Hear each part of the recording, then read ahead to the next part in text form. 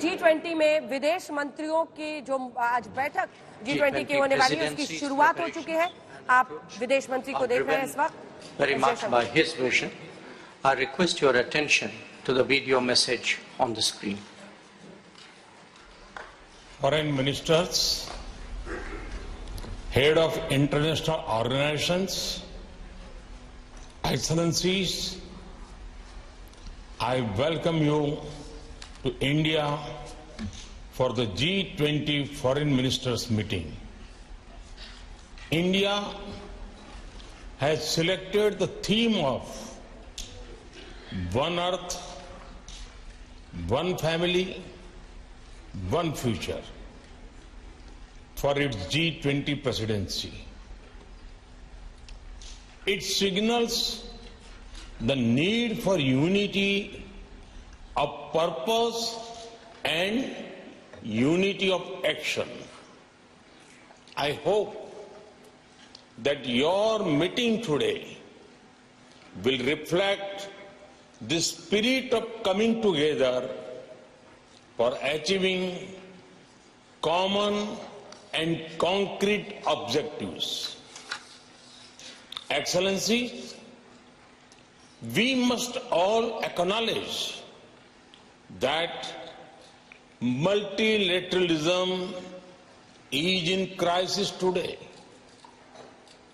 The architecture of global governance created after the Second World War was to serve two functions.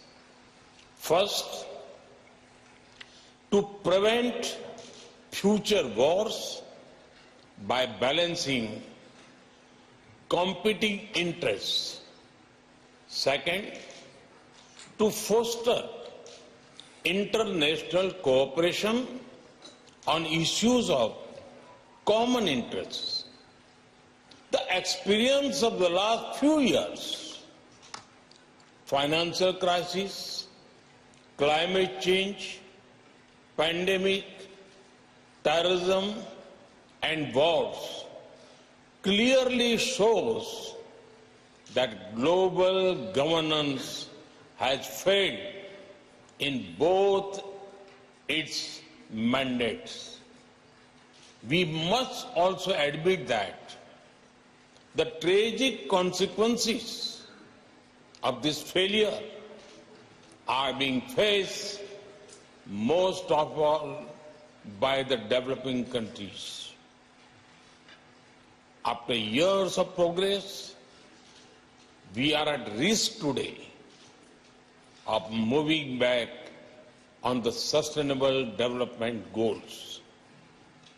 Many developing countries are struggling with unsustainable debt while trying to ensure food and energy security for their people. They are also the ones most affected by global warming caused by richer countries. This is why India's G20 presidency has tried to give a voice to the global south.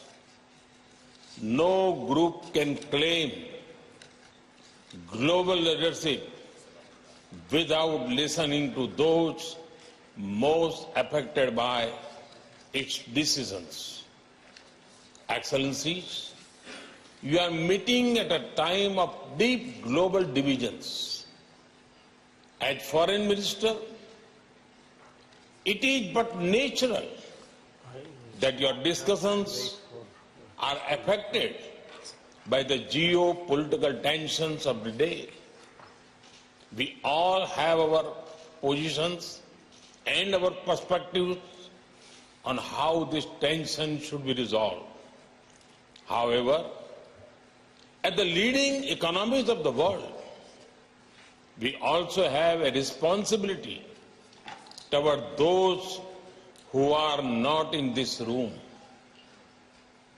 The world looks upon the G20 to ease the challenges of growth development, economic resilience, disaster resilience, financial stability, transnational crime, corruption, terrorism, and food and energy security. In all these areas, the G20 has capacity to build consensus and deliver concrete results. We should not allow issues that we cannot resolve together to come in the way of those we can.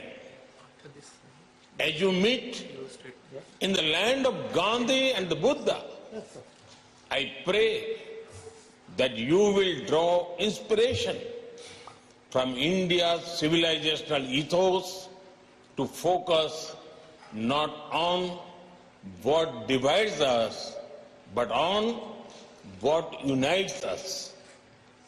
Excellencies, in recent times, we have seen the most disastrous pandemic of a century. We have witnessed thousands of lives lost in natural disasters. We have seen global supply chains break down during times of stress. We have seen stable economies suddenly overwhelmed by debt and financial crisis. These experiences clearly show the need for resilience in our societies, in our economies, in our healthcare systems, and in our infrastructure. The G20 has a critical role to play in finding the right balance between growth and efficiency on one hand and resilience on the other. We can reach this balance more easily by working together. That is why your meeting is important. I have full trust in your collective wisdom and ability.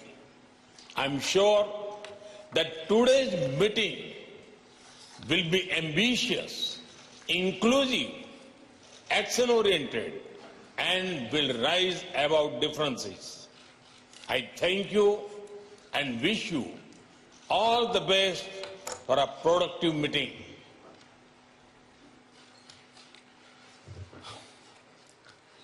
I thank the Prime Minister for his valuable guidance.